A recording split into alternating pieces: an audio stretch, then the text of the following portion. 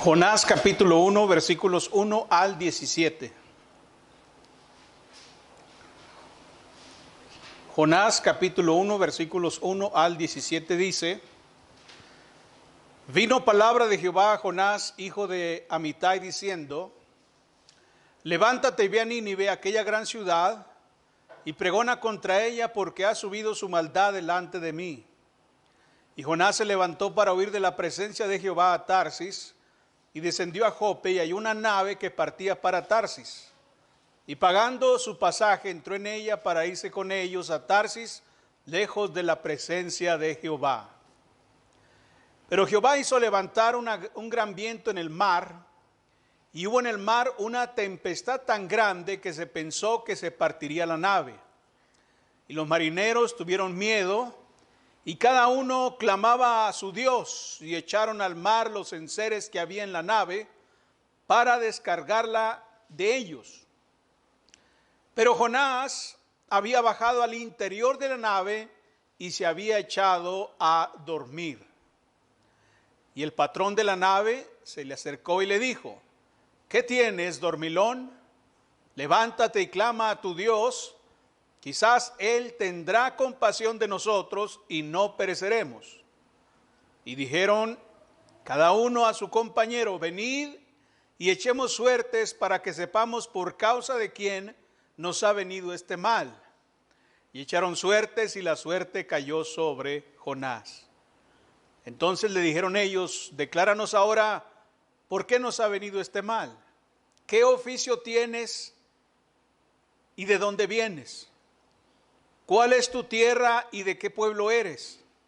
Y él le respondió: soy hebreo, temo a Jehová, Dios de los cielos, que hizo el mar y la tierra. Y aquellos hombres temieron sobremanera y le dijeron: ¿por qué has hecho esto? Porque ellos sabían que huía de la presencia de Jehová, pues él se los había declarado. Y le dijeron: ¿qué haremos contigo para que el mar se nos aquiete? Porque el mar se iba embraveciendo más y más. Él respondió: tomadme y echadme al mar, y el mar se os aquietará, porque yo sé que por mi causa ha venido esta gran tempestad sobre vosotros. Y aquellos hombres trabajaron para hacer volver la nave a tierra, mas no pudieron, porque el mar se iba embraveciendo más y más contra ellos. Entonces clamaron a Jehová y dijeron: te rogamos ahora, Jehová, que no perezcamos nosotros por la vida de este hombre, ni ponga sobre nosotros la sangre inocente, porque tú, Jehová, has hecho como has querido.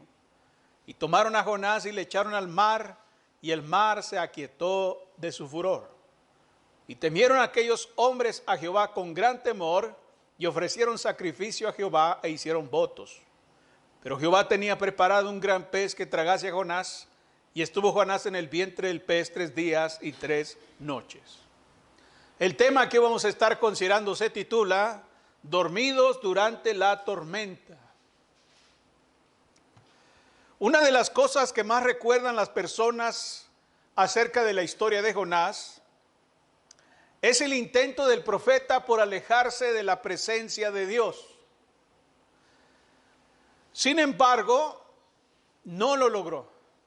A pesar de que quería alejarse de Dios para no predicar en Nínive, no lo logró. Aún así, la historia, como vemos, es bastante simple. Es fácil de aprender. De hecho, podría decir que hasta un niño, nada más con leer el libro o con contarle la historia, fácilmente grabará lo que dice. Todos conocemos la historia de Jonás, que fue enviado por Dios a predicar a Nínive. Él se fue a otra parte, subió un barco, vino una tormenta, lo echaron al mar. Lo tragó un gran pez que finalmente lo arrojó en la costa. Y luego él fue a predicar a Nínive. Nínive se arrepintió y asunto resuelto. Sin embargo, lo que es difícil del libro es aplicar las lecciones que nos entrega. Eso sí es lo más complicado. Nuestra indiferencia ante las enseñanzas del libro debería de ser por lo menos vergonzosa cuando consideramos lo que el libro nos enseña y vemos nuestra indiferencia ante la enseñanza del libro. Aquí tenemos a un hombre de Dios tomando un barco para huir de la presencia del Señor, y mientras está en ese barco torpemente cree que no tiene más responsabilidad. Ya huí de la presencia de Dios, ya me subí a este barco y ya no tengo más nada que hacer. Pero siendo que este barco es la única situación donde él se encuentra con otras personas que no conocen a Dios, donde se encuentra con personas que están extraviadas espiritualmente hablando, y siendo que él es la única persona que conoce a Dios, ante esa circunstancia él tiene una responsabilidad. La responsabilidad de Jonás está en que se encuentra rodeado por gente que no conoce a Dios y que necesitan de Dios.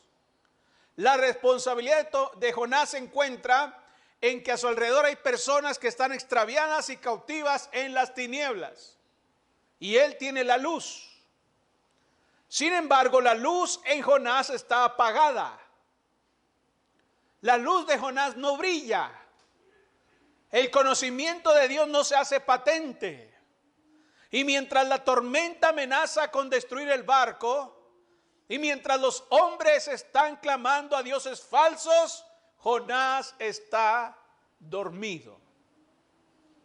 Los hombres claman. Los hombres buscan la manera de mantener la nave a flote. Incluso claman a sus dioses, pero Jonás está dormido. Y esto es interesante, porque el mundo en el que vivimos está atravesando una gran tormenta también. La crisis económica está golpeando muy fuerte a cada familia. La guerra, la pandemia y la violencia están provocando una gran cantidad de males y está destruyendo la estabilidad emocional, económica de las personas.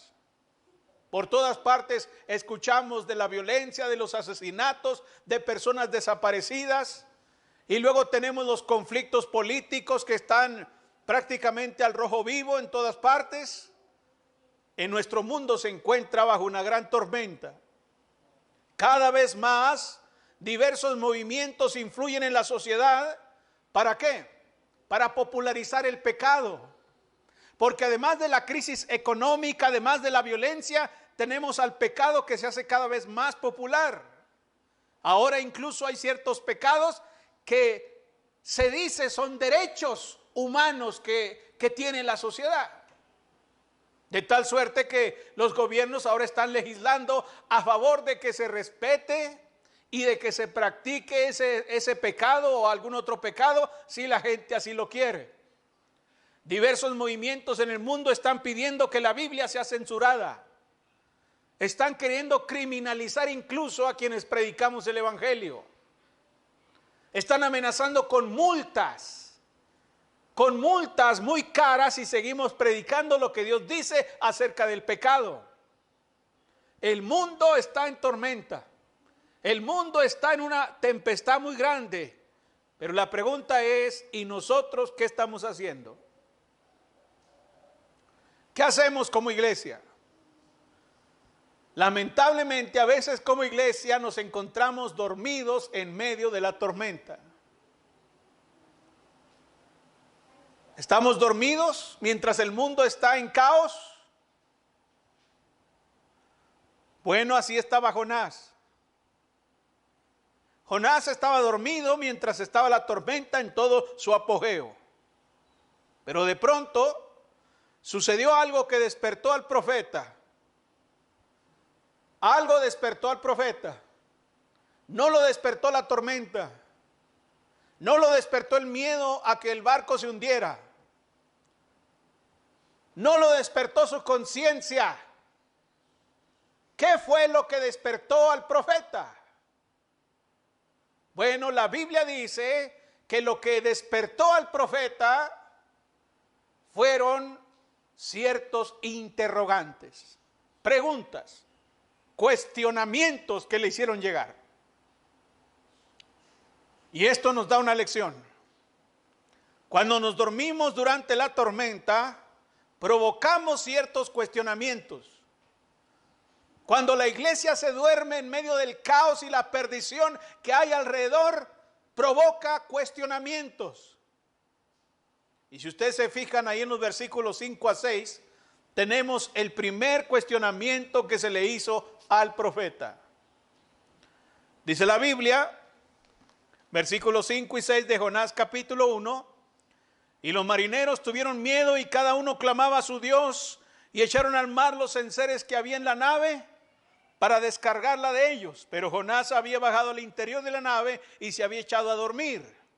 Y el patrón de la nave se le acercó y le dijo: ¿qué tienes, dormilón? ¿Qué tienes? El primer cuestionamiento tuvo que ver con su condición. La condición de Jonás es que estaba ahí tirado. Estaba tirado, dormido, y entonces el hombre le dice: ¿qué tienes? Cuestionó su condición. Y esa es una pregunta natural, adecuada para la circunstancia. ¿Qué tienes? ¿Qué te pasa? ¿Acaso estás enfermo? ¿Quién se duerme en medio de una tormenta donde el barco está a punto de hundirse? Bueno, la pregunta natural es: ¿qué tienes? ¿Qué te pasa? Bueno, nosotros sabemos que no estaba enfermo. Más bien estaba atrapado en su rebelión contra Dios. Estaba cautivo en seguir su propio camino, que era indiferente a las circunstancias que le rodeaban en ese momento. Fíjese.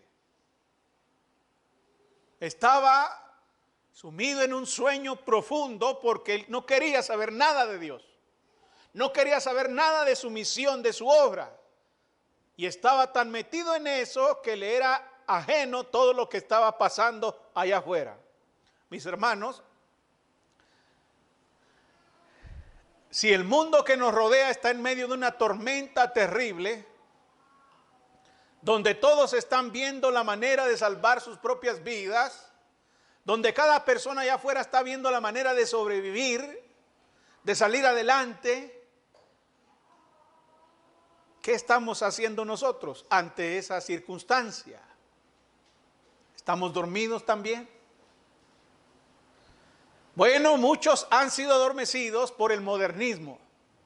Hay muchas iglesias y muchos cristianos que están dormidos ahora mismo por causa del modernismo. Por causa de esa filosofía humana, se han dedicado a cuestionar y a criticar la palabra de Dios incluso. Están dedicados a minimizar, a desvalorizar lo que Dios dice.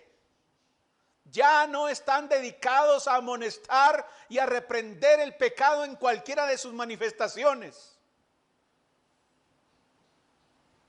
¿Qué es lo que hacen entonces si ya no hay más para reprender? Si ya no hablan contra el pecado, si ya no hablan acerca de la disciplina en Cristo, si ya no hablan de ser celosos a la palabra de Dios, si ya no hablan de ser fieles a la voluntad de Dios, entonces ¿a qué se dedican? Por un lado se dedican a tolerar al pecado, de tal suerte que las iglesias se están llenando de filosofías como el feminismo. El feminismo radical se está metiendo a las iglesias, la poligamia.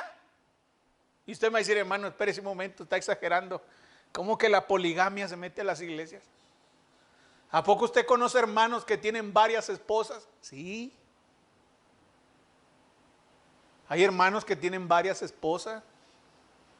Aquí en Ciudad Juárez y aquí en El Paso hay un predicador muy influyente que dice que el hombre puede repudiarse por cualquier causa, o incluso aunque haya sido repudiado por fornicación, y que puede volver a casarse. El fornicario repudiado se puede volver a casar, dice.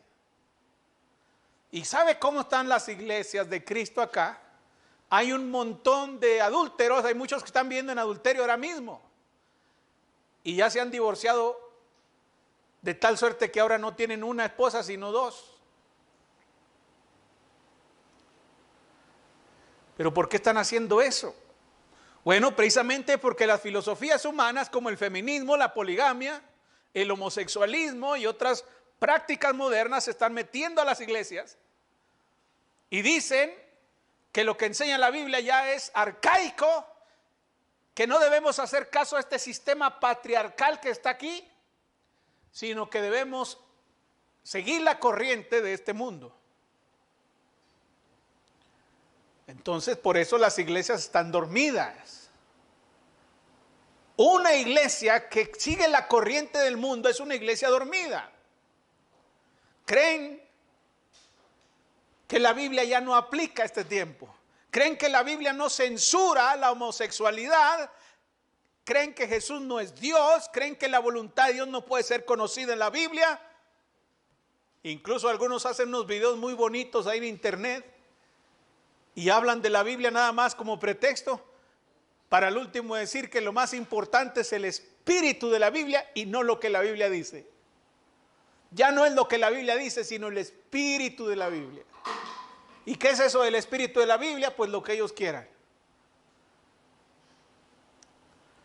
Ya no censuran el pecado entonces. Dicen que la Biblia no es un código de leyes, que no debemos tomarla como si fuera un código de leyes. Y entonces la iglesia se convierte en un montón de gente que lo único que quiere ser es vivir de manera respetable y confiable en la sociedad y nada más. Eso produce iglesias y cristianos dormilones que lo único que pueden hacer es juntarse para la diversión. Eso es todo. Cuando la iglesia ya no cumple con su misión, con su propósito de enseñar, de instruir, de reprender a tiempo y fuera de tiempo, de redarguir, de convencer al hombre de pecado, ¿qué le queda? Nada más divertirse, jugar. Por eso vemos a las iglesias involucrados en toda clase de actividades sociales, reuniones internacionales, confraternidades, que hay que ir de viaje para allá, que hay que juntarnos todos juntos, comiendo todos ahí hamburguesas y pastelillos. Eso es para lo único que sirve la iglesia cuando ya no tiene el propósito por el cual fue establecida, para ser columna y baluarte de la verdad. Y muchos están dormidos y así no ayudan al hombre. Adormecen al hombre, entorpecen al hombre, embrutecen al hombre con hamburguesas, embrutecen al hombre con pastelillos, porque no se remedia la condición espiritual de la persona. Muchos se han adormecido por su rebeldía a la voluntad de Dios. Muchos cristianos y muchas iglesias están determinados a seguir su propio camino y no el camino que Dios indica en su palabra. Y no es que de pronto se hayan hecho ateos los hermanos o las iglesias. Creen en Dios. Sí, creen en Dios.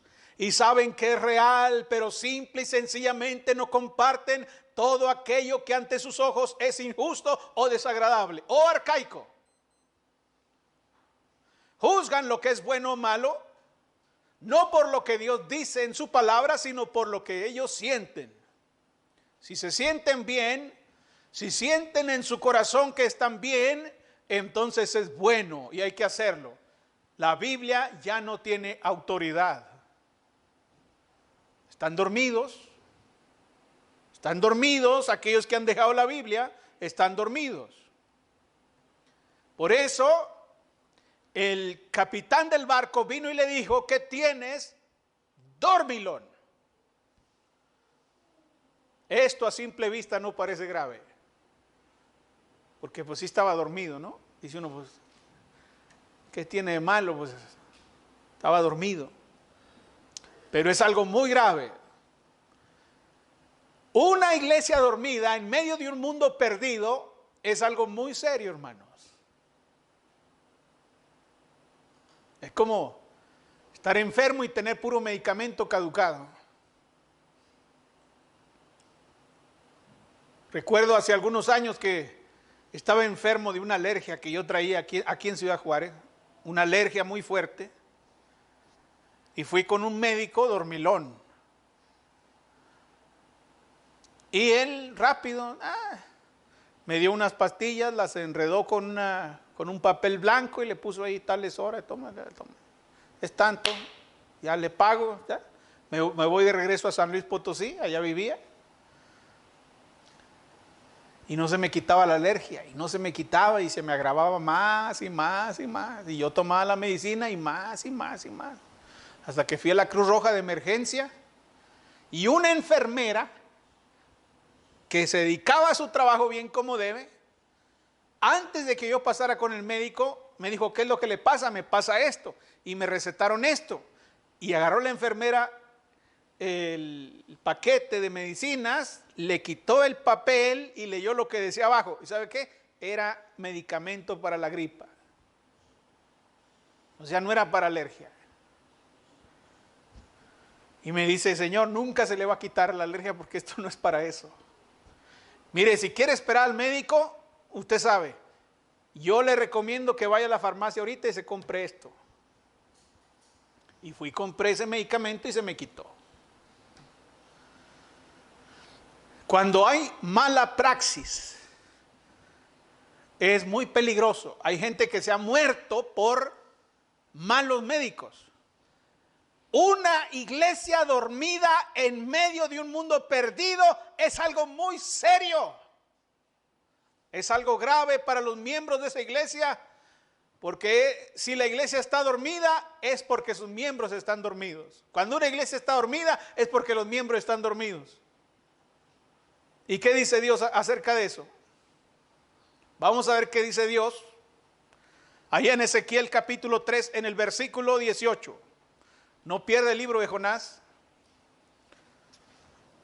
Vamos hacia atrás. No pierda el libro de Jonás porque después va a batallar para encontrarlo. Hay predicadores que no lo encuentran, Bueno, dice Ezequiel capítulo 3 en el versículo 18, ahí atrásito. Ezequiel capítulo 3 versículo 18. Fíjese lo que dice ahí Dios. Y cuando yo dijere al impío, de cierto morirás, y tú no le amonestares ni le hablares para que el impío sea perseguido de su mal camino a fin de que viva, el impío morirá por su maldad, pero su sangre demandaré de tu mano. Fíjese bien. Vivir en un mundo perdido y estar dormidos es algo muy serio. En primer lugar, para nosotros. ¿Por qué? Porque Dios nos ha entregado el mensaje adecuado para ir a decir al impío que se arrepienta de su pecado. Nuestro deber es amonestar al pecador y no divertirnos junto con él. Pero si estamos dormidos, no vamos a hablar. No vamos a amonestar, no vamos a hacer nada. ¿Qué estaba haciendo Jonás? Nada. Mientras que los hombres del barco andaban corriendo para todas partes, aventando cosas al mar, él estaba ahí tirado en el piso del barco, dormido, sin poder gritar, ni clamar, ni hablar, ni siquiera levantar algo. Nada. Cuando estamos dormidos, no hablamos, no reprendemos, no amonestamos, no exhortamos, no enseñamos, no le decimos a la gente, usted está en peligro de perder su alma en el infierno. Mire, usted está así y así y así. La Biblia dice esto y esto, y la Biblia dice esto y no hablamos. ¿Qué va a pasar con el pecador? Se va a perder por su pecado, ¿sí? Pero dice la Biblia que nosotros llevamos responsabilidad. El pecador será condenado por su pecado, por su maldad. Sin embargo, el cristiano no queda libre de culpa si no amonesta al pecador. Y ahí lo dice, hermanos. Cuando yo diga al impío, de cierto morirá, si tú no le amonestares ni le hablares para que el impío sea percibido de su mal camino a fin de que viva, el impío morirá por su maldad, pero su sangre demandaré de tu mano. Es como si hubiésemos cometido un crimen. ¿Usted recuerda cuando Caín mató a Abel. La sangre de Abel estaba en sus manos ahora. La sangre de Abel estaba en sus manos y la sangre de Abel clamaba por justicia. ¿Qué es lo que normalmente busca la policía cuando alguien comete un crimen? La sangre. La sangre en su ropa, la sangre en sus manos lo hace culpable. Dice aquí Dios que el pecador va a ser castigado por sus pecados, pero la sangre demandaré de tus manos. ¿Ven cómo es peligroso estar dormidos mientras el mundo perece? Es muy peligroso. Podemos decir, nosotros ya tenemos a Dios, ya tenemos la salvación, que el mundo ruede. No, Señor. Es muy peligroso quedarse dormido cuando el barco se está hundiendo. Dijo el apóstol Pablo allá en 1 Corintios, capítulo 9, versículos 13 al 14. 1 Corintios, capítulo 9, vamos a leer el versículo 16. Dice Pablo: si anuncio el evangelio, no tengo por qué gloriarme. Fíjese, no es como algunos que presumen de que son predicadores y que presumen de que predican, que son evangelistas y se creen la divina garza.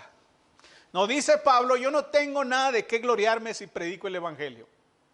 No estoy haciendo la gran cosa. ¿Por qué?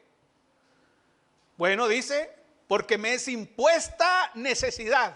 Y ay de mí si no anunciare el evangelio. Vea, ay, dice Pablo, ay de mí. Esas son palabras fuertes y graves. Eso indica el cumplimiento necesario de una necesidad impuesta sobre el que conoce el evangelio. Grábese ese ay. Grábese ese ay. Es cierto que el mundo no dice nada, hermanos, cuando estamos dormidos. Aquí los vecinos no han venido a decirnos nada, no vienen a molestarnos. Dicen, oye, ¿ustedes qué? ¿Ustedes qué? ¿Qué hacen aquí o qué? ¿No van a predicar? Sus vecinos le reclaman. Van sus vecinos en la mañana y ¿qué pasó? ¿Qué se le ofrece? ¿Y usted qué? ¿Qué tiene? ¿Por qué? ¿No va a predicar usted? ¿Usted no conoce el evangelio? ¿Sí? ¿Y luego? Nadie nos dice nada, nadie nos reclama. Pero también es cierto que aunque nadie nos dice nada, el mundo sigue necesitando de Dios. Aunque el vecino no nos hable, aunque el vecino no nos diga, predícame, aunque la persona inconversa no nos diga, háblame de Dios. A veces llegamos a ese punto. ¿No les ha pasado que a veces decimos que somos cristianos, hablamos de Dios así, ¿verdad? Y damos ahí como que decimos, conocemos a Dios, y el inconverso a veces hasta se desespera y nos dice, bueno, pues cuéntame. ¿O por qué no me invitas a tu iglesia? Fíjese nada más, no le da vergüenza. No le da vergüenza que un inconverso le diga, oye, ¿por qué no me invitas a tu iglesia? Y luego todavía hay algunos hermanos descarados que dicen, un día de estos. Fíjese. Hay hermanos aquí que vienen y me dicen, oiga hermano, fíjese que el otro día se me acercó una señora para preguntarme de la Biblia, decirme cosas y esto y lo otro, como que tenía mucho interés. ¿Y usted qué hizo? Nada. Válgame, me dan ganas de darle un bibliazo en la cabeza. ¿Cómo que no hizo? Y luego, ¿por qué no aprovechó ahí para predicarle, para establecer un estudio en su casa, para hacerle llegar a Dios? No se me ocurrió. Dije, no puede ser. Despierta. Están dormidos. Estamos dormidos. El mundo no nos dice nada, pero sigue necesitando a Dios. ¿Y sabe qué hace el mundo? No lo entiende el mundo no sabe por qué, pero están deseosos de llenar el vacío que tienen de Dios.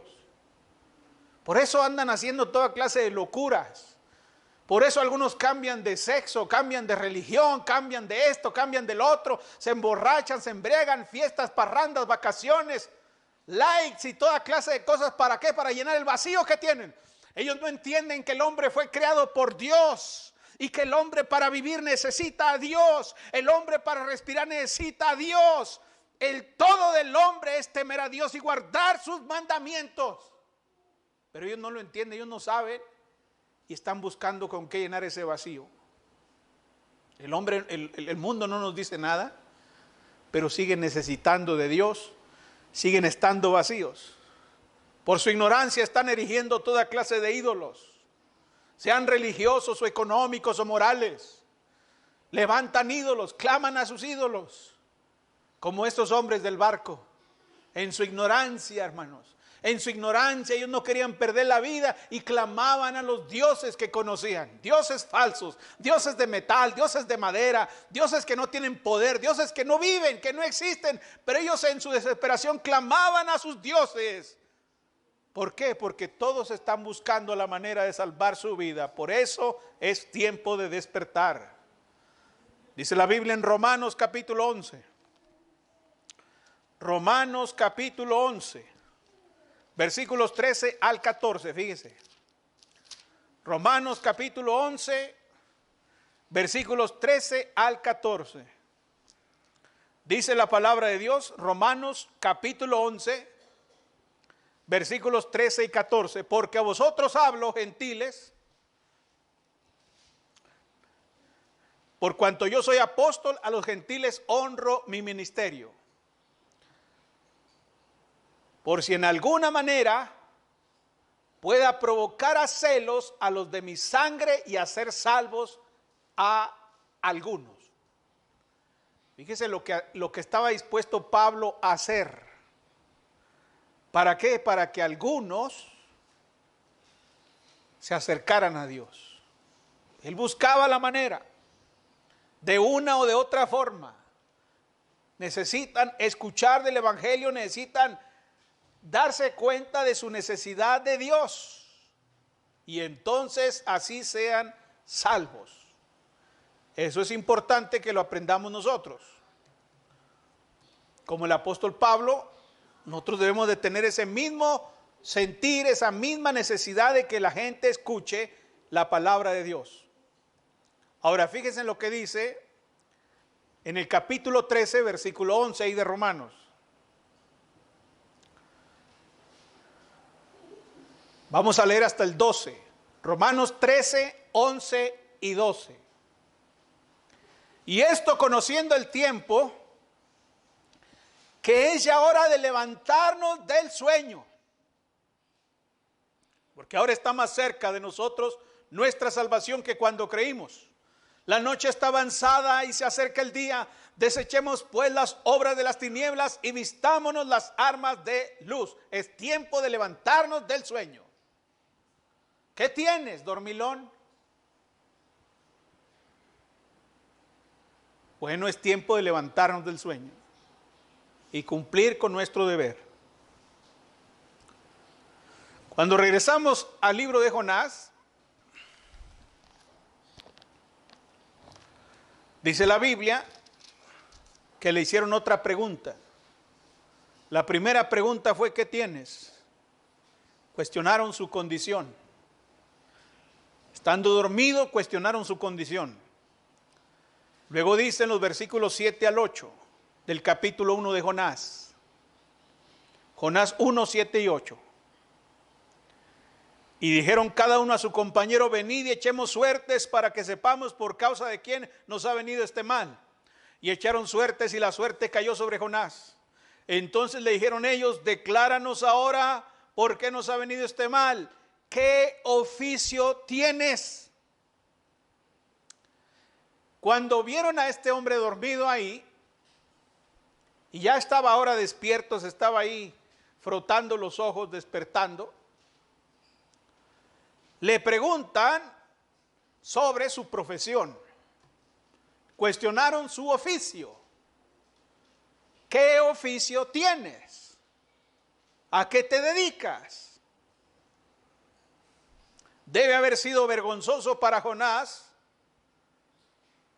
declararse a sí mismo como un hombre de Dios. Soy profeta.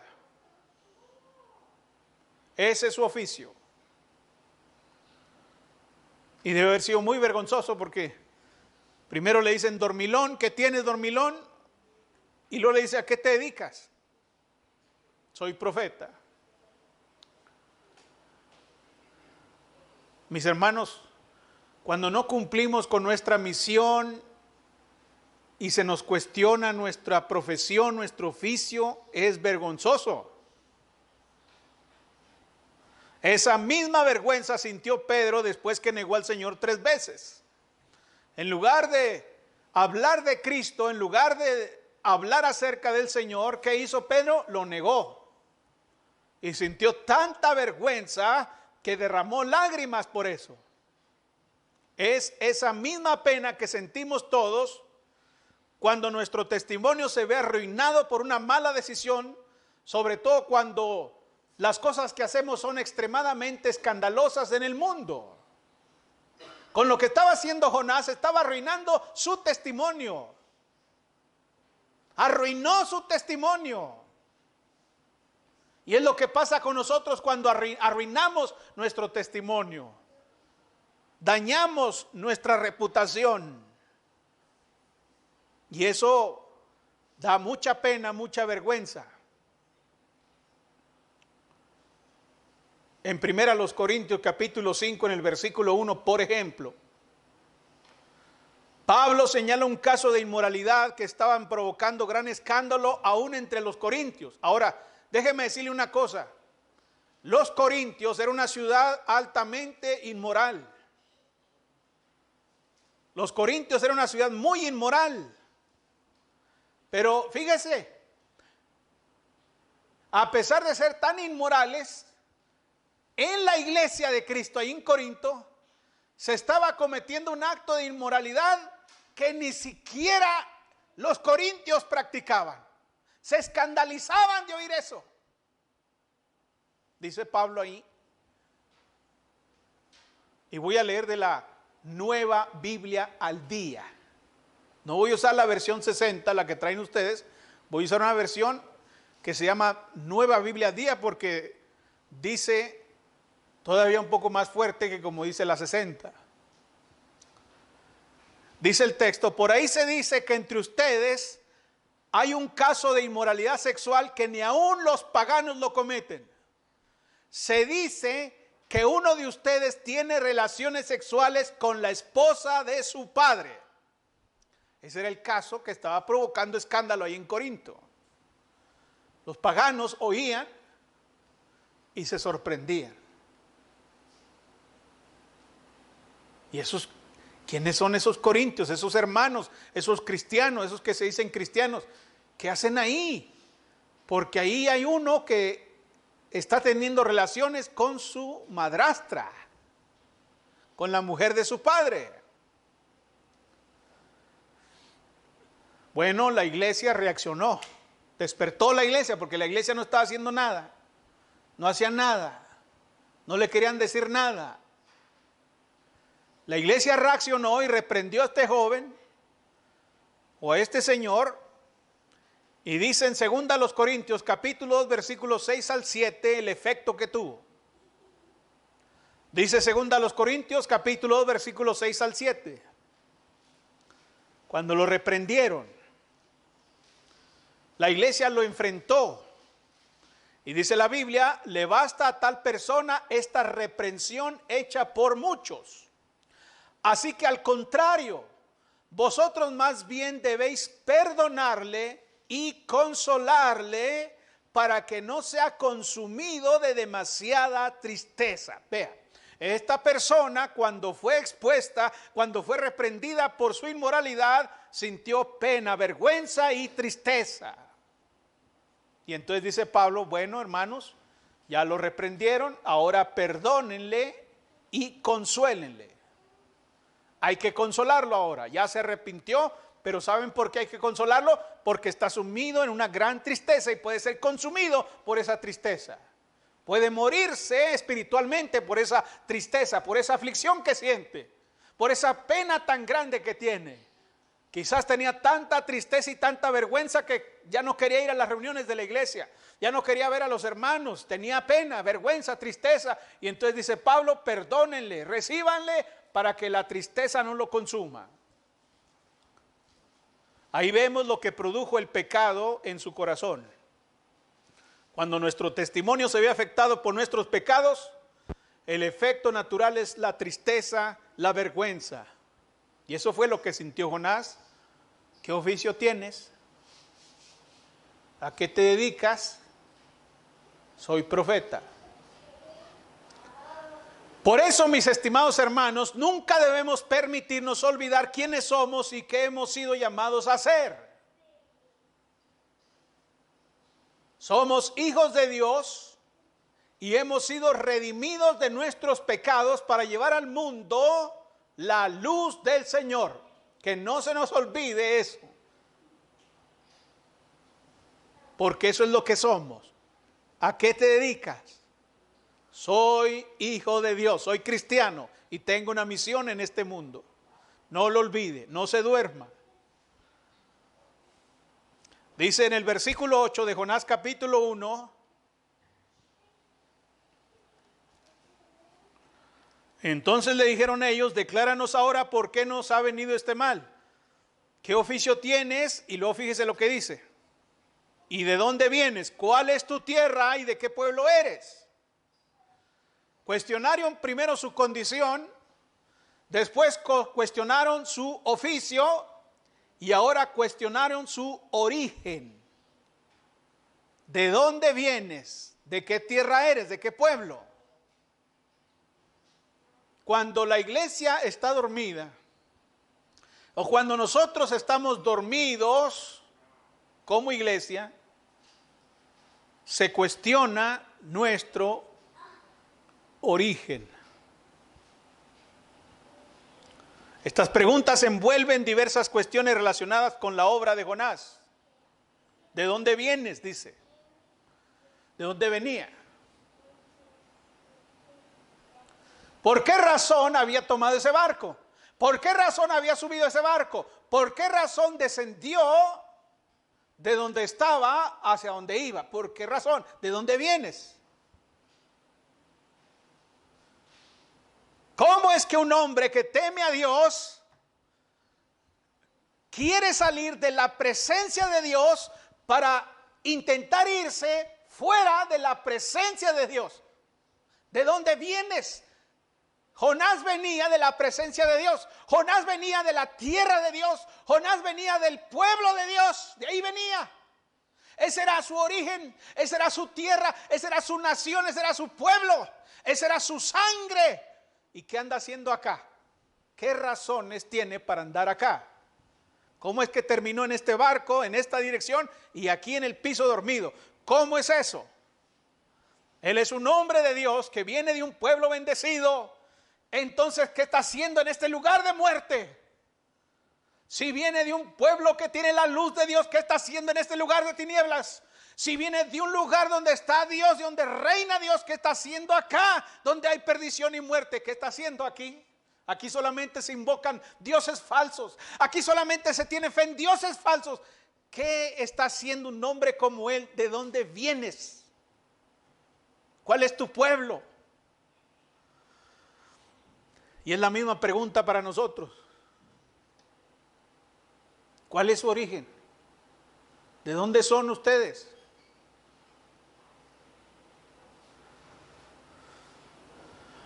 Jonás provenía de la tierra prometida. ¿Y nosotros de dónde? ¿De dónde somos? Dijo el apóstol Pablo, porque nuestra ciudadanía está en los cielos. Tenemos una ciudadanía celestial, somos hijos de Dios, esa es nuestra sangre, esa es nuestra raza, ahí nacimos de nuevo, somos nuevas criaturas, somos una nueva creación, ese es nuestro origen. Entonces, ¿qué estamos haciendo dormidos en el mundo? ¿Qué estamos haciendo dormidos entre los muertos? echados entre los muertos. No corresponde. Tu origen no corresponde con la realidad que estás viviendo ahora. Tu origen, tu sangre, tu raza no corresponde con la manera en que estás viviendo ahora. No corresponde. No corresponde que estés mezclado con esta gente. No corresponde que estés mezclado con esa ideología. No corresponde con esa filosofía que has dejado entrar a tu corazón. No corresponde con tu origen. Es como hace tiempo que estaba viendo un video de un joven con apariencia mexicana, pero no sé si era americano, de aquí de Estados Unidos. Pero se fue allá con los chinos allá, se fue de viaje. Pero antes de andar allá, estudió a perfección el idioma de allá. Pero a perfección. Y entonces llegó allá y llegaba a comprar ahí a una tienda. Y primero les hablaba en inglés. ¿Cuánto cuesta esto? ¿Cuánto cuesta el otro? Y la gente ahí, los de la tienda y la gente que estaba ahí, empezaban a hablar de él. Mira a hablar cosas de él. No sabían que él hablaba su idioma perfecto. Y entonces cuando ya los dejó que hablaran de él, empezó a hablar en el idioma de ellos. ¿Cómo hablan raro esa gente? Y aquellos se sorprendieron. Mire, si tienen los ojos así, pues los abrieron así grandotes y decían, no podían creer por el aspecto que tenía. No podían creer que él hablara a la perfección ese idioma. No lo podían creer. ¿Sabe por qué? Porque no corresponde, ¿verdad? No corresponde. Se sorprendían ellos, dice, esto no adapta aquí, no embona aquí. ¿Cómo que tiene toda la apariencia occidental domina a perfección este idioma oriental? Eso no corresponde. En la Biblia pasó algo semejante, ¿se acuerda? Cuando los apóstoles en el día de Pentecostés comenzaron a hablar en otras lenguas y la gente se sorprendió, dijo, estos están borrachos. Dijo, no están borrachos. Y comenzaron a hablar en otras lenguas, en el dialecto en que la gente había nacido. Eso se llama milagro. Eso es un milagro, no corresponde, eso es un milagro. No corresponde, es un milagro. Y mis hermanos, de la misma manera, cuando nosotros estamos dormidos en el mundo, recibimos la filosofía del mundo, seguimos la corriente de este mundo, no corresponde con nuestro origen. Necesitamos tomar muy en serio la obra del Señor. ¿Por qué alguien estaría dormido mientras muchos están muriendo? ¿Por qué razón alguien estaría dormido mientras se quema la casa? No corresponde eso.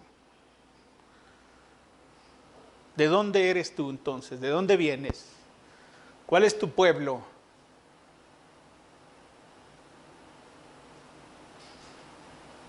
Almas están pasando a la eternidad sin Dios.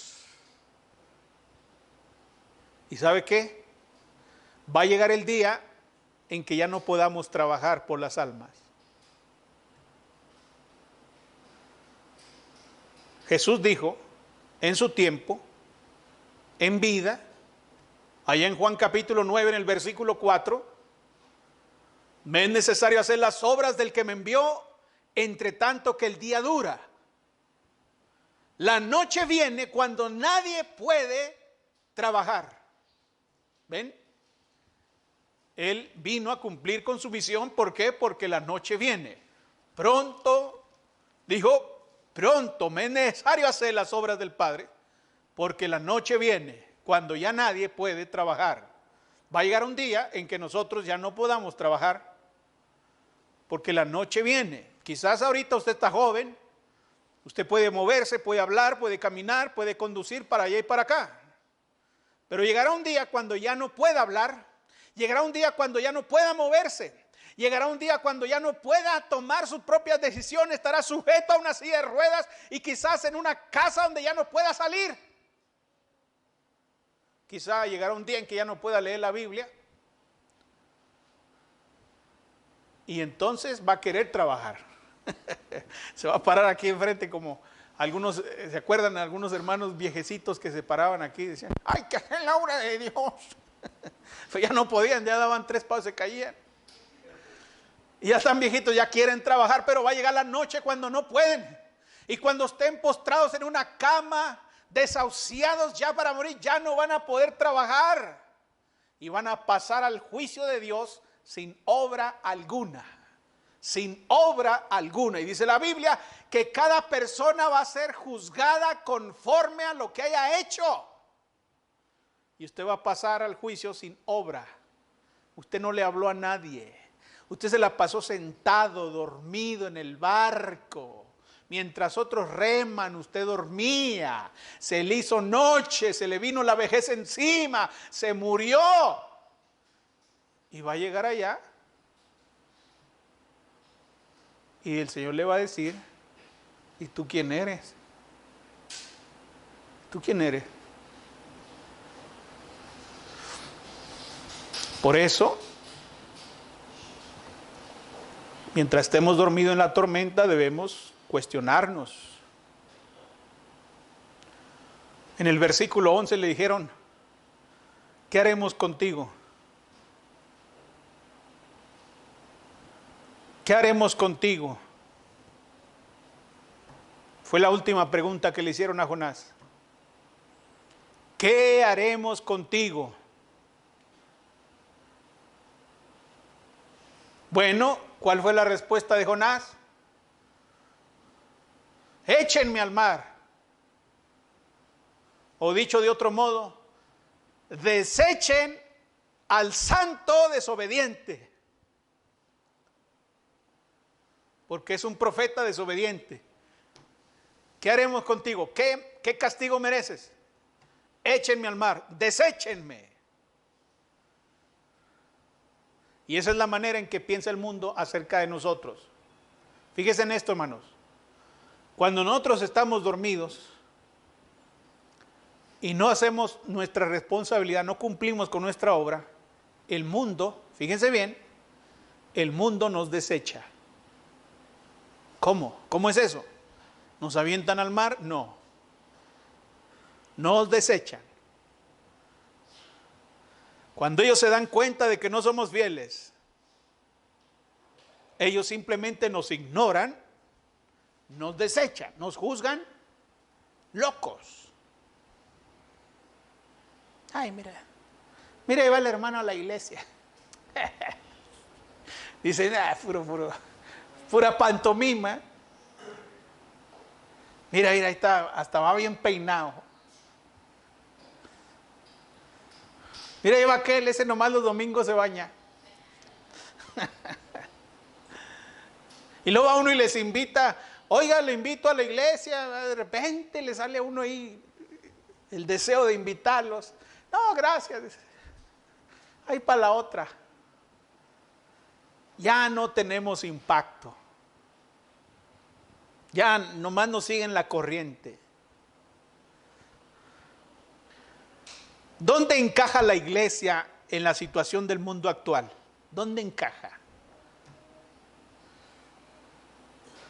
¿A quién le importa lo que la iglesia diga? ¿Usted cree que ante el caos político que hay aquí en México, ante la inflación, ante el pecado, ante la violencia, la perdición, usted cree que le importa a la gente lo que pensemos la iglesia de este lugar? ¿Y por qué? ¿Por qué no les importa? ¿Por qué no es trascendente lo que digamos? ¿Por qué no importa? ¿Por qué no vale? Porque estamos dormidos. Por eso. Que no somos nada en la ciudad, no somos nada, nadie, no son nada, no somos nadie. Que eso es una iglesilla de ahí, roñosilla, de ahí de la colonia. Nada más.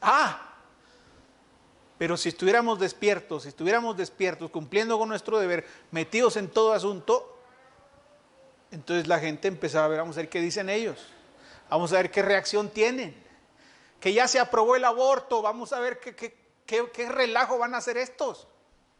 Ya aprobaron el aborto y estos van a hacer un relajo en la ciudad.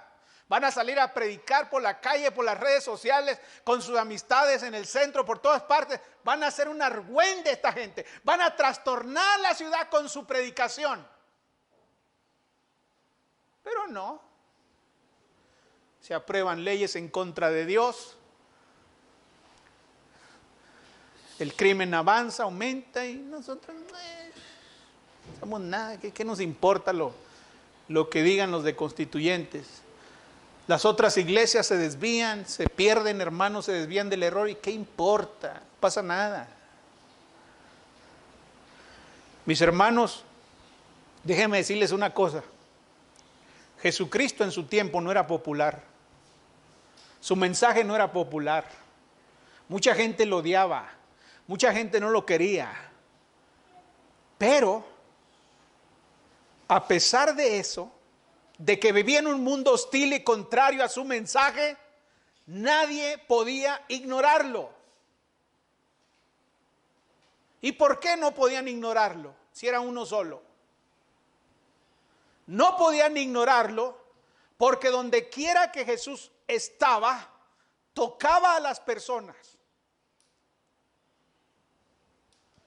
Lo hacía por los medios que tenía. Usaba su poder, usaba su mensaje. Su santidad era todo un desafío para los pecadores. Otorgaba perdón a los culpables, vida a los muertos. Jesús hizo la diferencia. No quedó perdido en la multitud. Y es lo que tenemos que hacer nosotros. Donde quiera que usted se mueva. Donde quiera que usted se mueva, donde quiera que usted esté. Aunque esté en el hospital, aunque esté de viaje, aunque esté en la playa, aunque esté en la tienda, aunque esté acá, aunque esté allá y acullá.